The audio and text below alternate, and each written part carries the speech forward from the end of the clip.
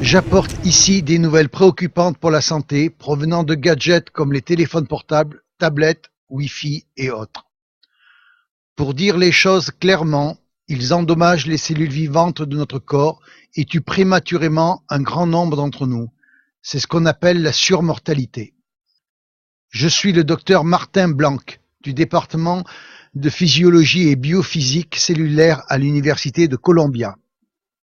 Cela me désespère ainsi que plus de 160 de mes collègues qui aujourd'hui lancent un appel aux Nations Unies pour demander de s'attaquer à ce problème de santé publique.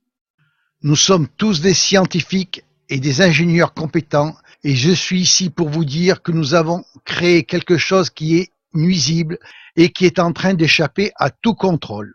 Avant l'ampoule d'Edison, il n'y avait pas de rayonnement électromagnétique artificiel dans notre environnement.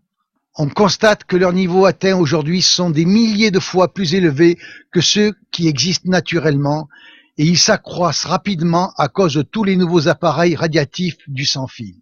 Un exemple, une foule d'entre nous a en ce moment dans la poche un téléphone mobile. Une étude montre qu'en même temps que l'usage du téléphone portable s'est largement répandu, l'incidence du cancer cérébral chez les jeunes a plus que triplé. Nous installons des antennes relais sur des bâtiments à usage d'habitation ou sur les toits des hôpitaux où résident des personnes âgées ou des malades qui essaient de guérir. Maintenant, de nouveaux compteurs radiatifs et des antennes relais quadrillent tout notre environnement de rayonnement artificiel micro-ondes. Il est particulièrement effrayant de constater que ces rayonnements issus de la technologie des communications mobiles et du courant porteur en ligne, comme celui du Linky, perturbent les échanges de notre métabolisme et endommagent l'ADN de nos cellules. Il est clair pour de nombreux biologistes que cela peut expliquer la prolifération des cancers. Les générations futures, celles de nos enfants, sont maintenant à risque. Tous ces biologistes et scientifiques du monde qui lancent l'alerte ne sont pas entendus par les autorités de santé qui établissent les normes de sécurité. Les faits biologiques constatés sont passés sous silence, en conséquence de quoi les limites de sécurité sont bien trop élevées.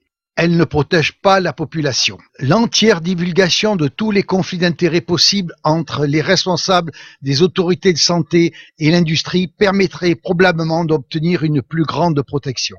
L'augmentation de l'exposition aux irradiations électromagnétiques artificielles est maintenant devenue un problème global mondial de santé publique. L'Organisation mondiale de la santé et les organismes internationaux de normalisation n'agissent pas actuellement dans l'intérêt de la santé et du bien-être des personnes. Les règles internationales d'exposition aux champs électromagnétiques artificiels doivent être renforcées et refléter la réalité de leur impact sur notre corps et en particulier sur notre ADN. Même si nous sommes toujours en plein cœur d'une grande transformation technologique, cela fait longtemps qu'on aurait dû s'occuper des effets délétères biologiques et sanitaires de ces irradiations. En réalité, nous faisons tous partie d'une vaste expérience biologique sans notre consentement éclairé. Pour protéger nos enfants, nous-mêmes et notre écosystème, nous devons réduire l'exposition en établissant des recommandations plus protectrices.